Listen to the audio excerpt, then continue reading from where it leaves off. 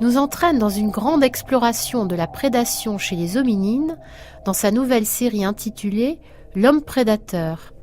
Depuis le cours précédent, il interroge notre évolution à partir des travaux des primatologues sur les comportements alimentaires chez les grands singes africains, notamment le chimpanzé commun, qui pratique une chasse organisée pour se procurer de la viande et une sorte de transfert, de partage de sa nourriture précieuse avec ses alliés.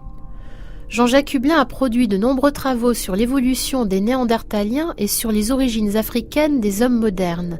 Il s'est intéressé également à l'évolution des rythmes de croissance et au développement cérébral chez les hominidés regroupant tous les primates, donc les grands singes, chimpanzés, gorilles, orang-outans, mais aussi les lointains ancêtres de l'homme et ses formes disparues. Dans cette nouvelle série, il essaie d'appréhender au travers de la prédation la transition entre le monde des primates non humains et les hommes eux-mêmes dans les temps les plus reculés de nos origines. Dans le passionnant ouvrage collectif intitulé « Une histoire des civilisations, comment l'archéologie bouleverse nos connaissances », publié récemment, Jean-Jacques Hublin a livré une belle contribution et explique. Les données moléculaires situent aujourd'hui la divergence homme-chimpanzé entre 9,3 et 6,5 millions d'années. Les premiers jalons de la lignée menant à l'homme ont tous été découverts en Afrique, qui est généralement considérée comme le continent d'origine des hominines.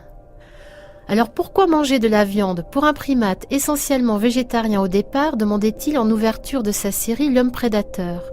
L'interrogation se poursuit dans le cours d'aujourd'hui.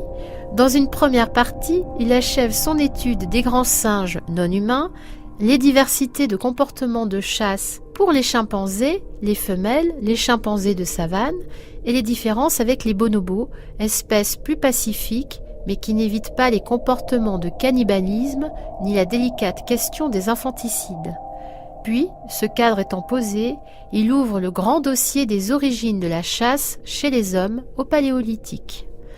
Mais avant la savane du Sénégal et celle de nos ancêtres préhistoriques, restons encore un peu sous la canopée chez les chimpanzés communs que nous avons découverts dans le cours précédent, tels ceux de Gombe en Tanzanie. Et nous gagnons le Collège de France le 30 octobre 2018 pour le cours de Jean-Jacques Hublin, la consommation de viande chez les grands singes et les origines de la chasse. Alors, les chimpanzés communs, vous avez vu qu'on les trouve sur un territoire qui est très vaste.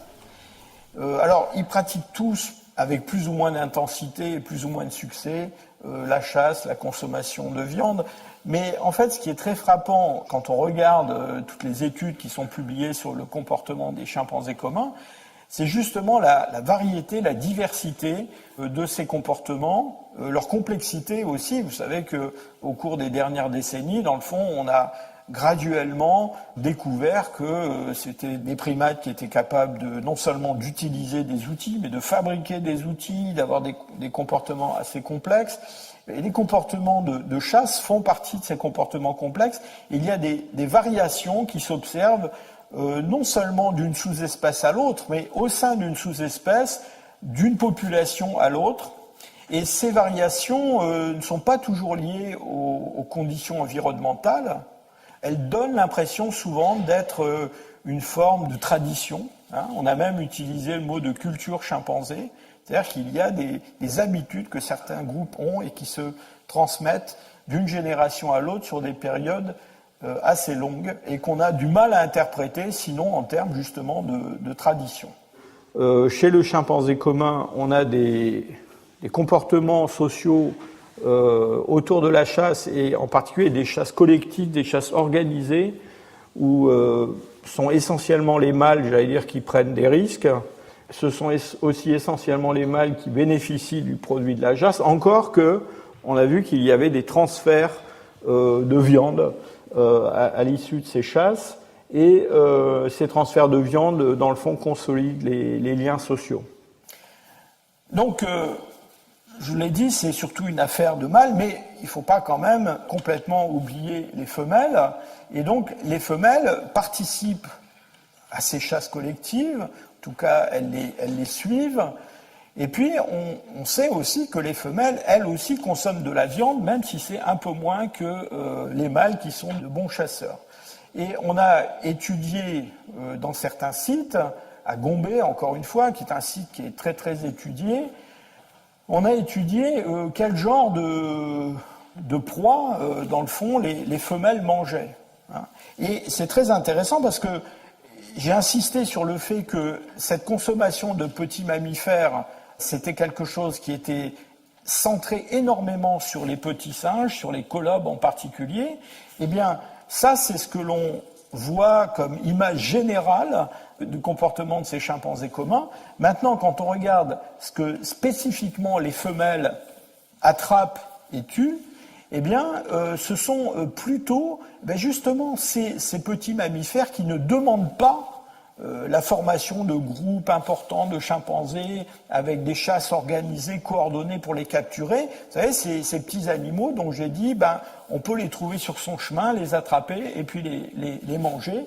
Et donc, les femelles en particulier tuent de façon beaucoup plus abondante des petites antilopes, alors que vous voyez que le nombre de petits singes arboricoles comme les colobes sont beaucoup moins nombreux parmi les proies qui sont tuées et consommées par les femelles, alors que les petites antilopes sont assez nombreuses.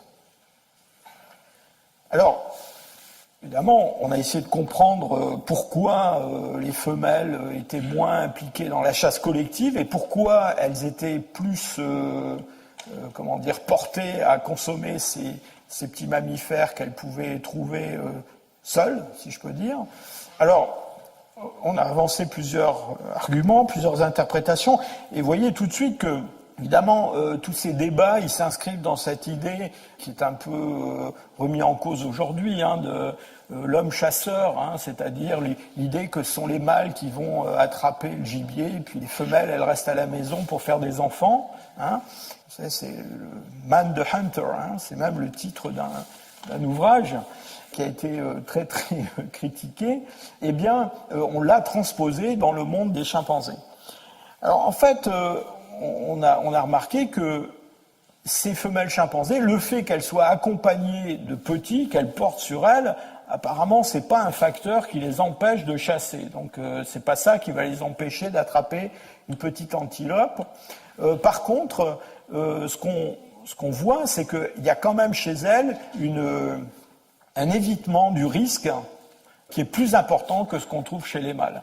Donc elles ont tendance à aller vers la consommation de mammifères, je dirais low cost, low risk. Et ça c'est intéressant parce que c'est ce qu'on trouve aussi chez les hommes. D'une façon générale, chez les hommes, les mâles sont, plus portés au comportement à risque que les femelles. Et d'ailleurs, c'est une des raisons qui explique que les mâles ont une espérance de vie plus réduite. Dans les sociétés modernes, les comportements de risque, c'est la conduite automobile, l'alcool, la cigarette, etc. et d'autres bêtises que les mâles font pour plaire aux femelles. Mais c'est quelque chose, curieusement, qu'on observe aussi chez chimpanzés. Et alors, il y a un autre facteur, évidemment, qui est aussi... qui est particulier à ces sociétés de chimpanzés, dont je vous ai dit qu'elles n'étaient pas forcément toujours très confraternelles, c'est que ces femelles, quand elles réussissent à attraper un petit colobe, quand elles participent à une de ces chasses collectives, quand même, elles ont une grosse probabilité de se le faire prendre par un mâle dominant plus puissant qu'elles. La probabilité qu'une carcasse soit dérobée à une femelle par un mâle en fonction du nombre de mâles présents dans le groupe. Donc vous voyez, dès qu'il y a plus que 3 ou 4 mâles, c'est terminé. Elles n'ont pas vraiment intérêt à participer à ces opérations collectives parce que finalement, elles ont un gros risque de se faire déposséder de cette proie qu'elles pourraient tuer. Alors, tout n'est pas perdu pour les femelles quand même, puisque je vous ai dit, elles arrivent quand même à attraper ces petits animaux, pas dans les chasses collectives, mais plutôt sur le sol. Puis alors, une fois la chasse achevée, vous avez vu qu'il y a un partage. Alors, j'utilise le mot partage, mais c'est pas un vrai partage en fait, mais disons qu'il y a un transfert de nourriture des chasseurs qui ont tué le petit colobe vers d'autres membres du groupe.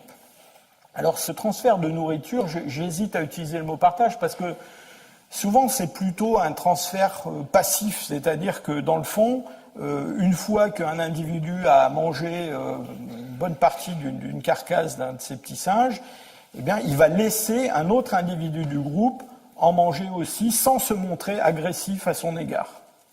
Donc c'est ce qu'on peut appeler un transfert passif, mais il y a aussi des cas où un des chimpanzés qui consomme la viande va dans le fond répondre aux sollicitations d'un autre individu qui demande, j'allais dire mendie, une partie de cette proie.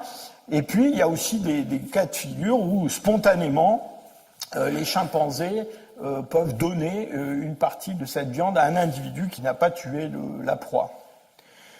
J'allais dire, d'une certaine façon, et ça a été montré par de nombreuses expériences sur les comportements des chimpanzés, les chimpanzés peuvent se montrer coopératifs au sein d'un groupe jusqu'à un certain degré, qui est quand même nettement plus faible que ce qu'on observe chez des hommes, même des jeunes enfants.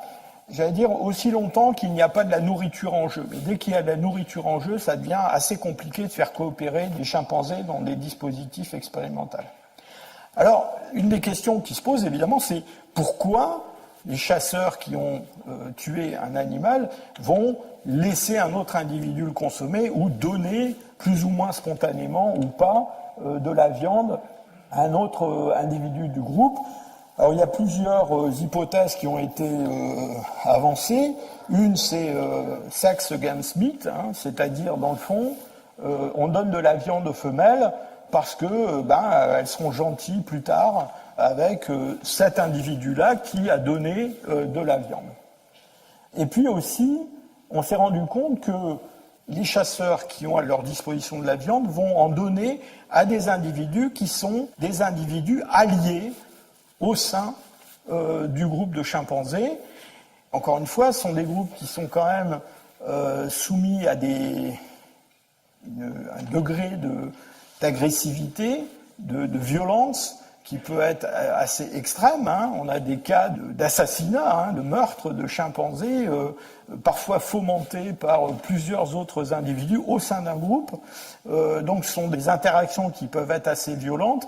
Et donc il est important d'avoir, dans le fond, une espèce de réseau d'alliés au sein du groupe. Et donc ce partage de la nourriture, ce transfert de nourriture, fait peut-être partie de ce processus. Alors ces différentes hypothèses ne s'excluent pas mutuellement. C'est-à-dire, pour résumer, l'idée c'est de se faire des copains et des copines en donnant de la viande, en se disant que plus tard, les uns et les autres pourront être utiles. Alors pour finir avec la chasse des chimpanzés et cette question du rapport mâle-femelle, je voudrais vous présenter un groupe de chimpanzés particulier qui est un groupe de chimpanzés de la région de Fongoli au Sénégal. Et ces chimpanzés, ils nous intéressent particulièrement parce qu'ils vivent dans un environnement qui est un environnement très différent des chimpanzés de Thaï ou des chimpanzés de Gombe ou de Ngogo. Ce sont des chimpanzés qui vivent dans des savanes arborées. Donc là, il n'y a pas de canopée, il n'y a pas de grands arbres pour poursuivre les colobes. Et dans le fond, ces chimpanzés qui vivent dans ces milieux de savane, on les connaît beaucoup moins bien dans leur comportement que les autres, parce qu'il y a moins de sites d'observation. Et pourtant, du point de vue de la comparaison avec les hominines, c'est eux qui nous intéressent le plus, parce que les ancêtres des hominines, dans leur évolution vers le genre Homo, ont été exposés à des environnements de ce type, et on a tout un attirail d'explications à propos de l'origine des comportements humains qui sont liés justement à l'adaptation au milieu ouvert, à l'absence d'arbres, à la libération par rapport aux arbres et à toutes les choses qu'on a été obligé de faire pour survivre dans ces milieux. Alors dans cette région de Fongoli, on a récemment décrit des comportements qui sont des comportements tout à fait, remarquables. Par exemple, ces chimpanzés vont s'abriter dans des grottes. Bon, c'est quelque chose qu'on n'a pas tellement observé ailleurs, mais qu'on observe avec ces chimpanzés. Et puis ils font aussi autre chose, c'est que dans ces chasses aux petits mammifères, ils vont utiliser ce qu'on est obligé d'appeler des armes, et qui ressemblent en fait à des espèces de petites lances qu'ils utilisent pour transpercer des proies. Et ce qui est remarquable aussi avec ces chimpanzés de Fongolie, c'est que dans cette région-là, dans ce groupe-là de chimpanzés, les femelles non seulement participent, mais se montrent extrêmement expertes dans cette chasse avec ces armes qu'elles fabriquent, et même d'une façon qui est très nettement contrastée par rapport à ce que font les mâles. Alors voilà une petite vidéo qui vous montre une femelle qui monte dans un arbre avec une de ces, entre guillemets, lances qu'elle a fabriquées et qu'elle va introduire dans un tronc d'arbre pour capturer le petit animal que vous voyez en bas à gauche de l'image, qui s'appelle un galago et qui est un petit primate prosimien qu'on trouve au Sénégal. Et donc voilà, cette femelle sait se servir avec beaucoup de dextérité de cette, entre guillemets, de cette lance, d'ailleurs qu'elle modifie au cours de sa chasse pour pouvoir capturer cet animal. Donc c'est quelque chose qui est tout à fait remarquable. Alors voilà une collection de ces objets plus ou moins pointus qui ont été récoltés à Fongolie par les primatologues. Alors, il y en a qui ressemblent vraiment à des lances, il y en a qui sont un peu tordus, un peu mal fichus. Ce que raconte la primatologue qui étudie ces chimpanzés, c'est que c'est plutôt les mâles qui font des trucs un peu mal fichus.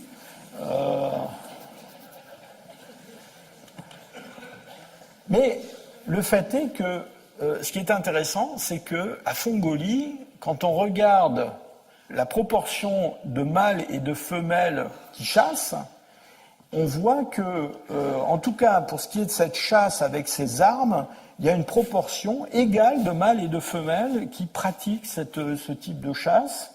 Et on a en gros quelque chose qui correspond au sexe ratio qu'on observe dans cette population-là. Et donc ça, c'est quelque chose qui est complètement différent de ce que l'on a observé ailleurs avec nos chimpanzés qui vivent dans la forêt. Et vous avez l'exemple de Ngogo, donc ce site qui est en Ouganda. Vous voyez qu'à Ngogo, on est à 98% de mâles qui chassent et qui arrivent à attraper des animaux contre seulement 2% de femelles. Alors ça, c'est un cas complètement extrême. Dans d'autres sites comme à Taï ou à Gombe, cette proportion de femelles est un peu plus élevée quand même. Mais Fongolie, de ce point de vue-là, est tout à fait remarquable. Et alors, évidemment, comme ce sont des chimpanzés de savane et que les premiers hominines ont évolué dans la savane, eh bien, on s'est évidemment empressé de dire que peut-être que ces chimpanzés-là représentaient un meilleur modèle pour les hominines les plus anciens, plutôt que ceux qui vivent dans des milieux forestiers. Alors, quand même à Fongolie, on voit quand même toujours cette différence vis-à-vis du risque entre mâles et femelles. C'est-à-dire que donc les femelles sont très bonnes pour attraper ces petits galagos avec leurs petites lances, qu'elles les transpercent dans ces troncs d'arbres. On peut aussi les attraper d'une autre façon. Et puis, on voit quand même que dès qu'il s'agit de proies qui sont des proies, je dirais, plus grosses, et puis aussi plus agressives, là, on retrouve la situation qu'on a dans d'autres sites où les chimpanzés sont observés. Donc les singes vervettes, qui sont des petits singes, ce ne sont pas les colobes, ce sont d'autres petits singes. On voit que les mâles sont quand même ceux qui attrapent le plus de petits singes. Pareil pour les petits babouins.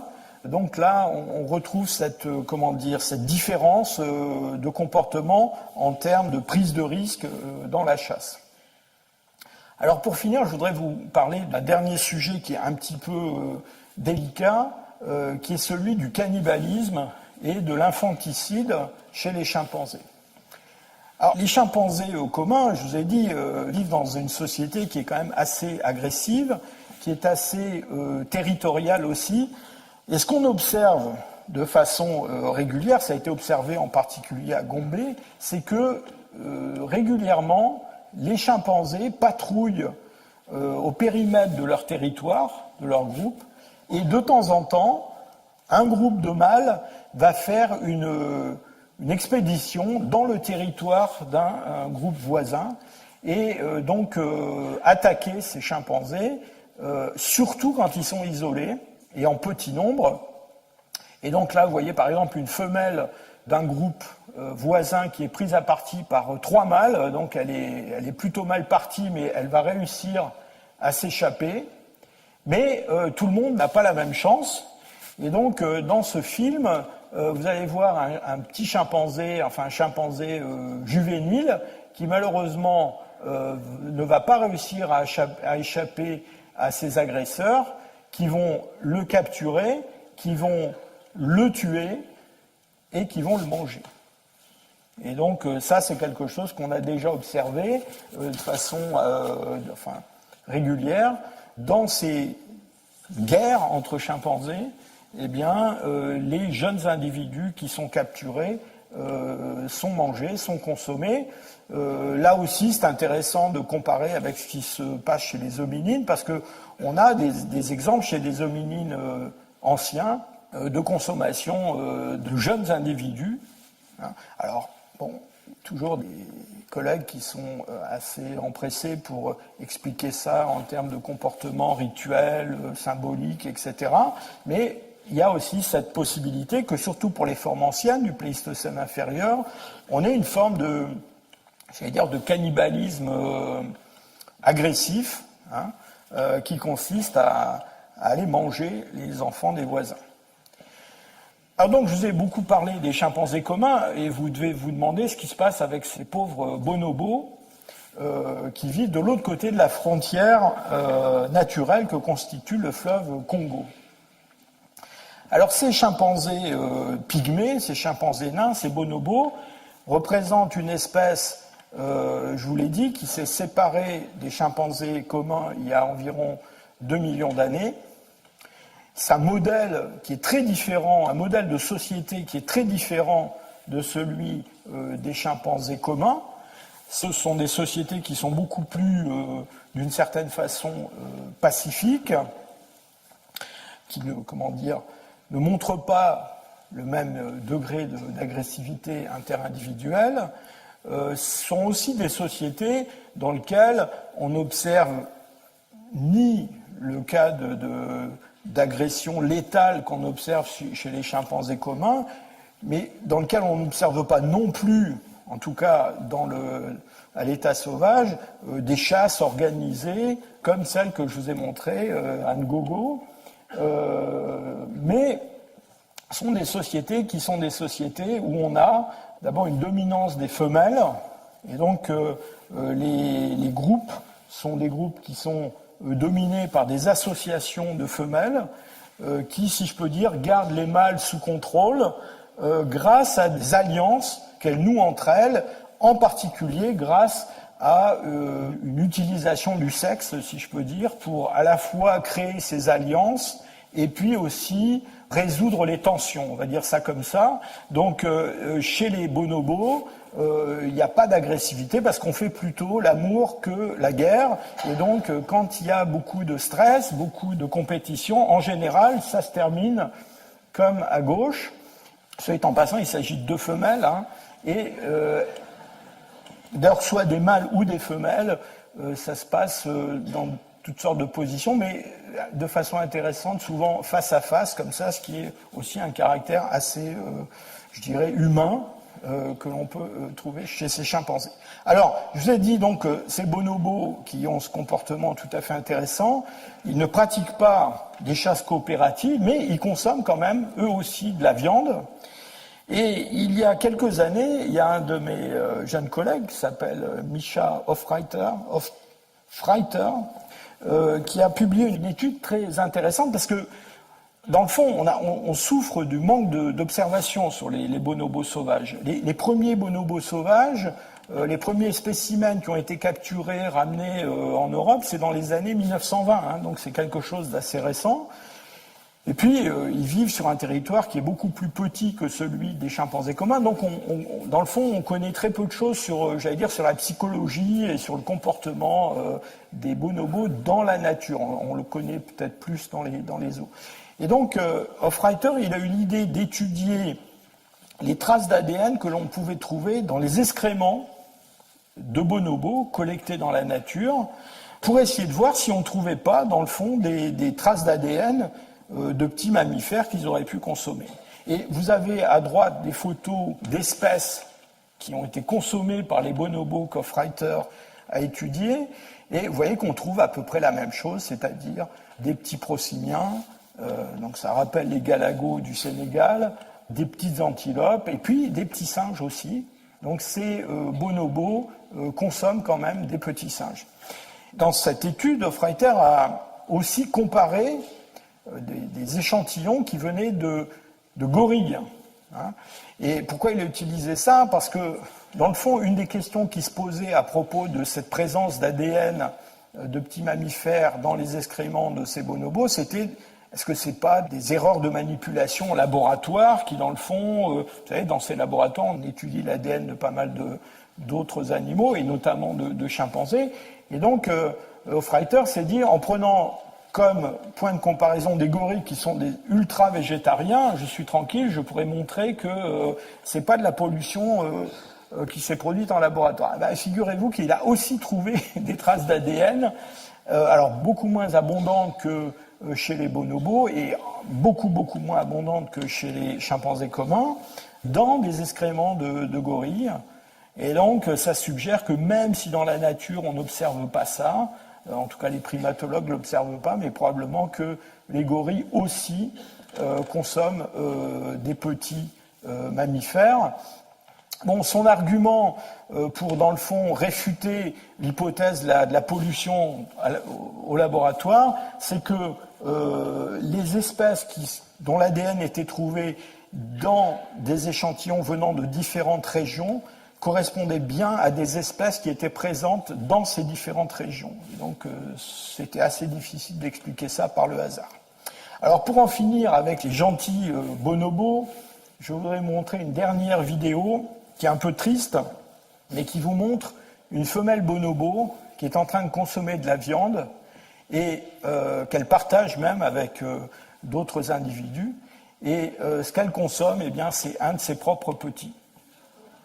Et c'est quelque chose qu'on ne sait pas vraiment interpréter. Les gens qui ont fait cette observation ne savent pas dans quelles circonstances est mort ce petit. A priori, on n'a pas de raison de penser que c'est la mère qui l'a tué. Mais le fait est que cette mère est en train de cannibaliser son propre petit et de partager la viande avec d'autres individus du groupe. Donc, tout n'est quand même pas idéal dans le monde des bonobos. Donc, pour conclure, je voudrais souligner encore une fois le fait que c'est assez extraordinaire de voir cette appétence pour la viande chez ces primates, même si, encore une fois, on n'a pas vraiment de raison de penser que c'est une nourriture qui est indispensable à leur métabolisme. Mais vous avez vu que, bon, c'est une nourriture qui présente un certain intérêt, et aussi, dans le fond, qui a une fonction sociale, encore une fois, un rôle dans la structuration de ces groupes de chimpanzés communs en particulier, à travers des transferts de nourriture qui sont une partie des échanges entre les individus et qui, dans le fond, consolident des liens entre ces individus. Alors, d'une façon qui est extrêmement, je dirais, primaire et brutale souvent, mais dans le fond, c'est une préfiguration de ce qu'on va voir chez les hominines. Et j'ai souvent souligné ça dans mes cours précédents.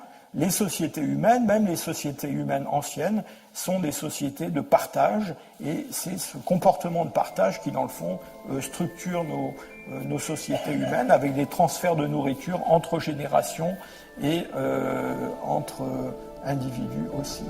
Nous allons donc poursuivre cette exploration de la prédation chez les hominines en nous intéressant aux origines de la chasse. Et pour mettre les choses au clair dès le départ, je ne prétends pas pendant ce cours aborder tous les aspects de la chasse paléolithique qui mériteraient plusieurs cours, hein, peut-être même une saison entière de cours, car surtout à la fin des temps paléolithiques, on a toute une variété de techniques de chasse qui ont été développées, d'armes de chasse, et l'homme a su utiliser toutes sortes de moyens pour se procurer du gibier.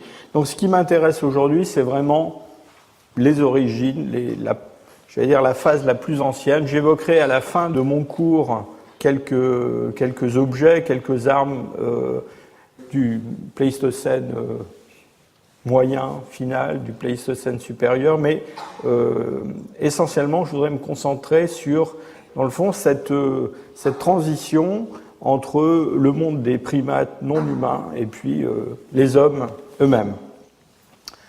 La dernière fois, nous avons exploré le comportement de prédation chez les grands singes africains et en particulier chez le chimpanzé commun et chez le bonobo ou chimpanzé nain pygmée. Et vous avez vu que ces deux espèces qui sont donc essentiellement des espèces frugivores qui consomment aussi des plantes sous diverses formes, ont une forte attraction pour la viande de mammifères et chassent des petits animaux, en tout cas des animaux qui ont un poids très nettement inférieur à la masse corporelle de ces primates. Alors, évidemment, l'homme, lui, est un consommateur de viande à une échelle bien plus élevée que ce qu'on observe chez ces primates africains. Mais ce que je vous demande quand même de retenir, c'est que la présence de tous les comportements que je viens de résumer dans ces deux espèces qui partagent un ancêtre commun rend extrêmement probable la présence d'au moins une partie de ces comportements chez l'ancêtre commun et dans la lignée qui remonte à 7 ou 8 millions d'années et qui relie l'homme actuel à cet ancêtre commun, à l'homme et aux deux espèces de chimpanzés. Alors évidemment, sur la partie, je dirais, ancienne de ce parcours, on a très peu d'informations. Alors d'abord, on a très peu d'informations parce qu'on a très peu d'informations d'une façon générale sur l'évolution des hominines les plus anciens. On a très peu de fossiles, très peu d'espèces. On va les évoquer dans un moment. Et puis surtout, le comportement que l'on a observé chez les chimpanzés ou chez les bonobos, ce comportement de consommation de petits mammifères et puis même de chasse, c'est quelque chose qui ne laisse guère de traces dans le registre archéologique. Et donc, même si les hominines d'il y a 7, 6, 5 millions d'années avaient des comportements comparables, ben dans le fond, il faudrait quand même une chance extraordinaire pour que l'on puisse le démontrer. Mais je vous demande quand même de garder ça dans un coin de la tête. Probablement, la première phase évolutive de ces hominines anciens, c'est une phase de consommation occasionnelle de viande, d'intérêt pour la viande, et alors de chasse peut-être ou peut-être pas. En tout cas, il faut bien se rendre compte que la capture de petites proies, vous avez vu que les singes colobes sont quand même assez difficiles à attraper, enfin ils ne se laissent pas vraiment faire, mais vous avez vu aussi qu'il y a toute une gamme de petites proies, par exemple des petites antilopes qui se tapissent dans l'herbe dès qu'elles sont effrayées, et dans le fond qu'il suffit seulement de ramasser pour les consommer, et ça c'est le genre de choses probablement qui a existé chez ces formes très anciennes d'hominines. Dernier point que je voudrais souligner avant de rentrer plus dans le vif du sujet, c'est que, donc je reviens à mon bonobo qui mange un de ces petits morts. En fait, on a quand même chez ces chimpanzés communs, chimpanzés bonobos, on n'a pas d'observation de consommation d'animaux morts, de charognes, à part ces épisodes de consommation de petits. Et j'ai posé la question encore récemment à des collègues primatologues qui vont observer dans la nature le comportement de ces chimpanzés, qui les suivent depuis des années et des années, et tous me disent, on ne voit, les chimpanzés, occasionnellement, peuvent rencontrer un cadavre d'antilope morte, mais on n'a pas d'observation qui montre qu'ils ont un intérêt pour ces charognes. Je soulève ce point parce que vous allez voir que la consommation de charognes, ça va être un point central dans les discussions autour de l'origine de la chasse, de la consommation de viande par les premiers hominines, parce que c'est quelque chose qui va se présenter comme une hypothèse assez, j'allais dire, probable, en tout cas qu'il faut envisager. Pourquoi ? Eh bien parce que malgré tous les points communs qu'on a vus entre l'homme et les grands singes, il y a quand même quelques points dans le comportement de prédation des hominines qui vont être quand même assez originaux par rapport à ce qu'on observe chez les autres primates hominoïdes, hominidés même, et en particulier le fait que les hominines vont s'intéresser eux aussi à des mammifères, essentiellement des ongulés, mais assez rapidement, ils vont s'intéresser à des ongulés d'une taille très supérieure au genre de proie que nos chimpanzés capturent. Les chimpanzés capturent des colobes qui font moins de la moitié de leur poids. Vous allez voir que les hominines vont assez rapidement s'intéresser à des animaux d'une taille plus importante. Et puis, il y a d'autres aspects qui sont, qu'il faut garder en mémoire, c'est que, en particulier, les hominines ont une consommation de ces proies qui souvent est une consommation différée. C'est-à-dire qu'il y a derrière tous les sites où l'on trouve des traces de ces activités, des restes d'animaux qui portent des traces de boucherie, de découpe, très souvent, presque toujours, on a la preuve d'un transport de ces proies. Vous vous souvenez, les chimpanzés, ils cassent la croûte sur place, quoi. C'est-à-dire que dès qu'ils ont tué leur petit colobe, ils le mangent sur place, ils le partagent plus ou moins, mais ils le mangent sur place. Donc avec les hominines, on a très souvent des transports, et ce transport, évidemment, ça a eu des implications sur le plan des comportements sociaux, parce que pourquoi est-ce qu'ils le transportent ? Ils le transportent parce qu'ils le ramènent quelque part, où ils sont peut-être à l'abri, mais aussi où il y a un partage avec d'autres membres du groupe.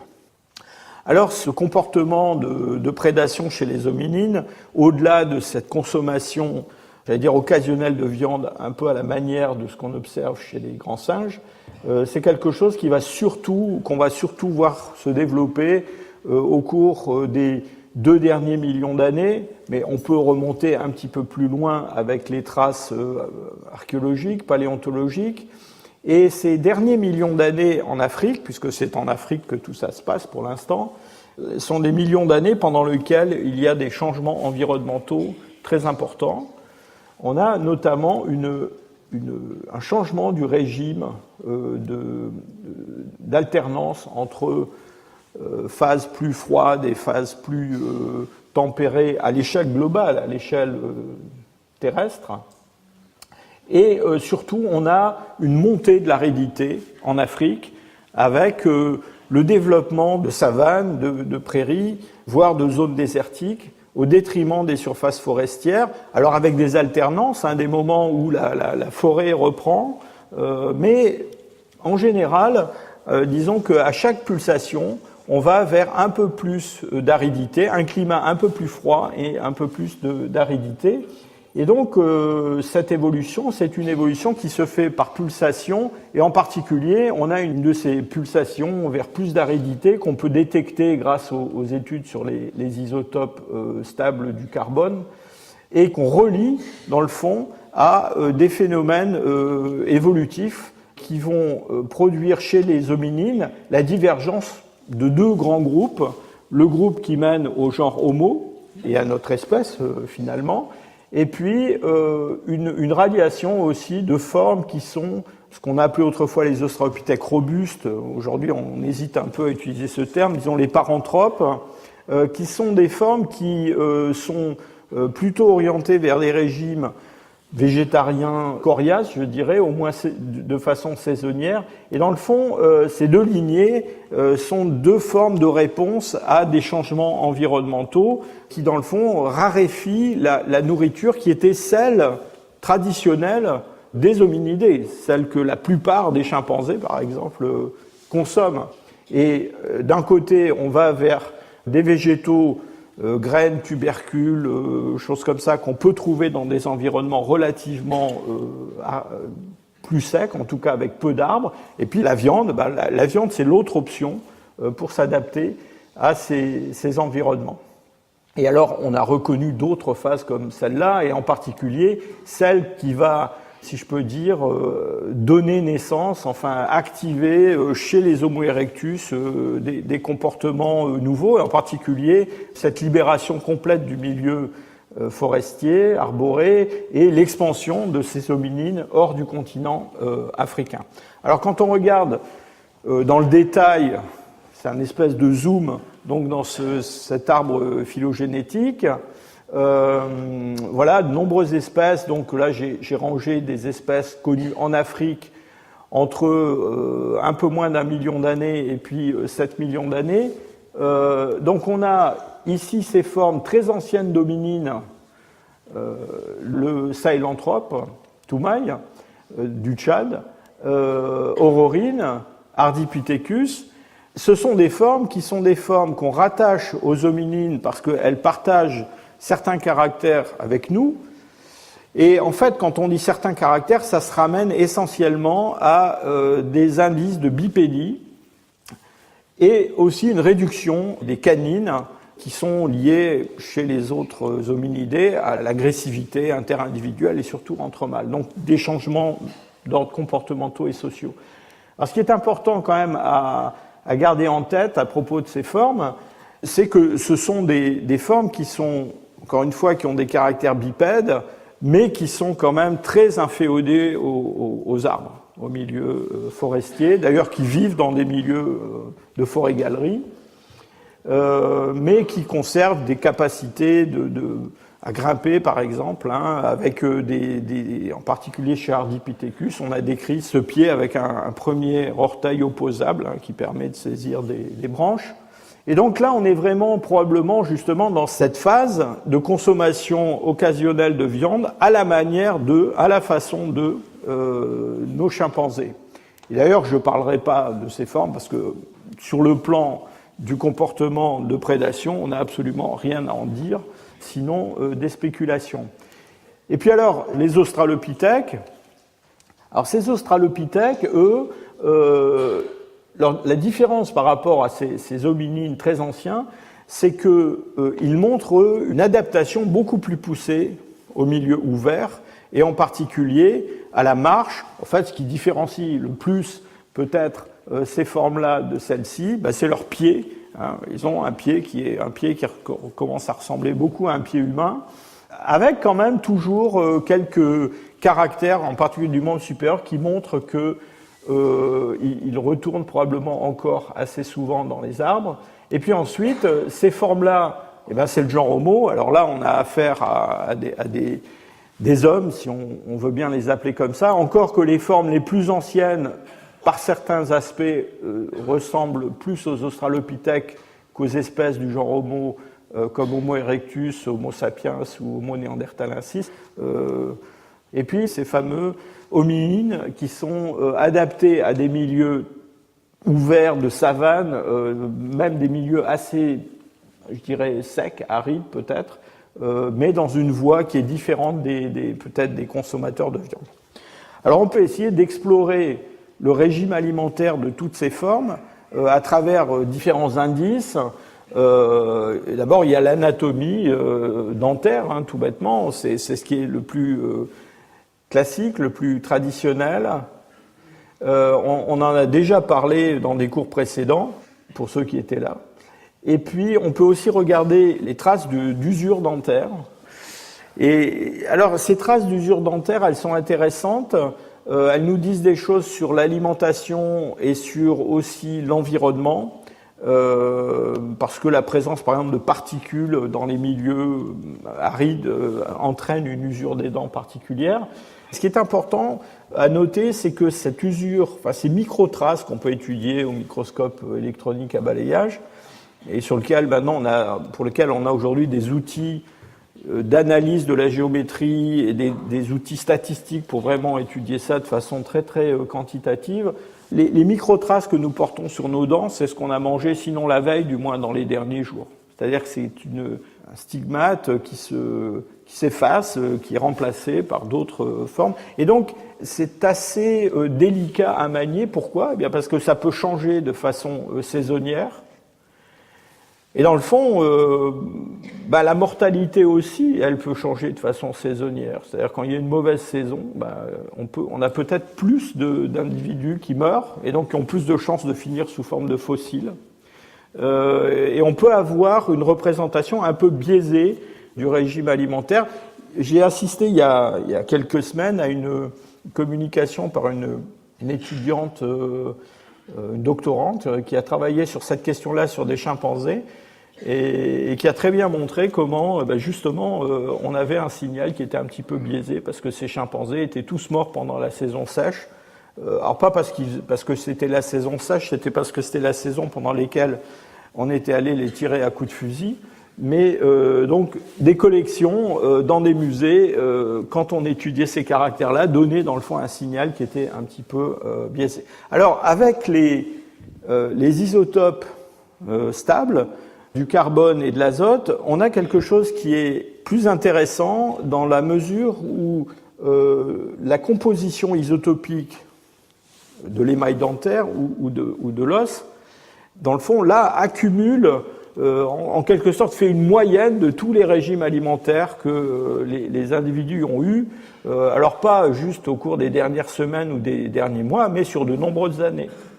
Pour que le tissu osseux d'une côte se renouvelle complètement, il faut plusieurs années, 8 ans à peu près. Donc voilà, si on prend une novocôte et qu'on étudie les proportions de ces isotopes, on a une idée de ce que vous avez mangé au cours des 8 dernières années en moyenne. Ça s'accumule.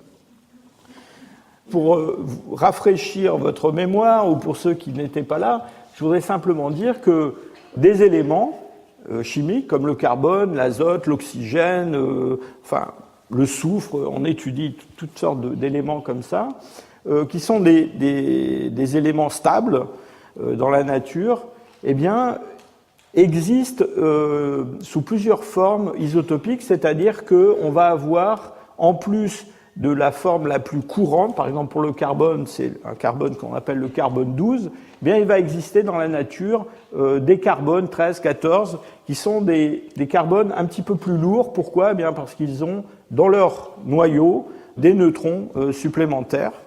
Et donc ça va leur donner un peu plus de masse. Et puis alors, ça peut les rendre radioactifs. Par exemple, le carbone 14 est un carbone radioactif qui se désintègre au cours du temps. J'allais dire heureusement pour nous, paléoanthropologues, parce que cette désintégration est un moyen de datation absolument extraordinaire. Cette désintégration nous offre une horloge atomique particulièrement fiable pour faire des datations. Qu'est-ce que tout ça nous dit à propos de l'alimentation ?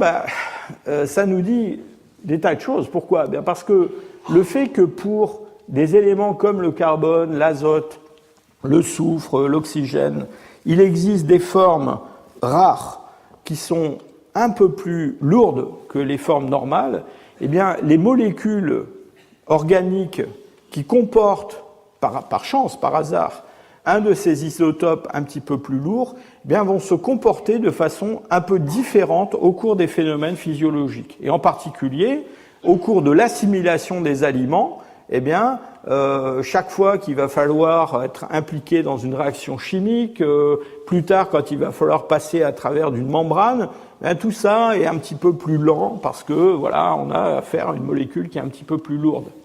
Et en particulier avec l'azote, chaque fois que le long d'une chaîne qu'on appelle trophique, un prédateur va consommer une proie, et ce prédateur peut lui-même être consommé par un autre animal, il va y avoir un fractionnement isotopique qui va se produire, et il va y avoir un changement de la composition isotopique, c'est-à-dire que la proportion de l'isotope 15 de l'azote, qui est un azote un peu plus lourd que l'azote 14, va avoir tendance à augmenter de plus en plus au long de cette chaîne trophique. Et c'est comme ça que, on peut construire des diagrammes comme celui-ci, où vous avez ici, en abscisse, les variations, la proportion d'isotope 13 du carbone, et en ordonnée, les variations de l'isotope 15 de l'azote. Eh bien, on peut placer des plantes et des animaux sur un diagramme comme celui-là. Alors, ce que vous voyez ici, c'est d'abord que le long de l'abscisse, on a des chaînes trophiques qui s'enracinent à des endroits différents. On a une chaîne trophique qui démarre avec des plantes qu'on appelle des plantes en C3. Alors, les plantes en C3, dans nos régions, c'est pratiquement toutes les plantes. En Afrique, c'est essentiellement des plantes qui vivent dans le milieu forestier, justement. C'est les feuilles des arbres. Et puis, alors, on a des plantes qu'on appelle des plantes en C4, qui sont des plantes qui ont un cycle du carbone un petit peu différent. Et ces plantes en C4 sont généralement des plantes qui se sont adaptées à des milieux un peu plus secs, justement, un peu plus arides. Et en Afrique, eh bien, c'est les plantes herbacées qui poussent dans les savanes. Alors, il y a aussi des plantes cultivées par l'homme qui sont des plantes en C4, par exemple le maïs. Et donc, un homme qui mange plutôt du maïs, il va se retrouver dans ce diagramme décalé vers ces valeurs-là de l'isotope 13 du carbone. Et puis ensuite, vous voyez cet empilement d'espèces, eh bien, ça représente des chaînes trophiques d'animaux qui se consomment les uns les autres, enfin d'abord qui consomment les plantes et puis ensuite qui se consomment les uns les autres, avec un accroissement donc du delta d'azote 15. La chaîne marine se case quelque part entre la chaîne qui s'enracine dans les plantes en C3 et la chaîne trophique qui s'enracine dans les plantes en C4. Et comme le milieu marin, c'est un milieu où il y a un grand nombre justement de niveaux de prédation, avec des chaînes alimentaires qui sont très longues, avec des petits animaux, des mollusques consommés par des petits poissons, des poissons de plus en plus gros, des mammifères marins, puis il y a des super prédateurs qui consomment tout le monde. Donc on a des chaînes beaucoup plus longues avec des enrichissements très importants en carbone 15. Alors, on peut utiliser ces isotopes pour reconstituer le régime alimentaire d'hommes qui vivaient dans le passé. Je vous passe les détails, les difficultés méthodologiques. Disons que la façon la plus simple de faire, c'est dans un environnement particulier, dans un gisement particulier, on mesure les valeurs isotopiques de ces isotopes stables pour des espèces dont on connaît aujourd'hui le régime alimentaire, des rennes, des lions, des loups, des hyènes, des zèbres, tout ce que vous voulez. Et puis, une fois qu'on a pour un gisement toutes ces valeurs, eh bien, si dans ce gisement on a des restes humains, on peut analyser ces isotopes stables et puis voir l'homme s'il se place plus près des hyènes, des loups ou plus près des cervidés, par exemple. Pourquoi on aime avoir ces valeurs dans un même gisement ? Pour se libérer d'autres facteurs qui peuvent influencer les valeurs isotopiques, qui sont des valeurs liées au climat, liées aussi aux conservations dans un milieu particulier. Et donc ça permet de s'exonérer un peu de ces difficultés.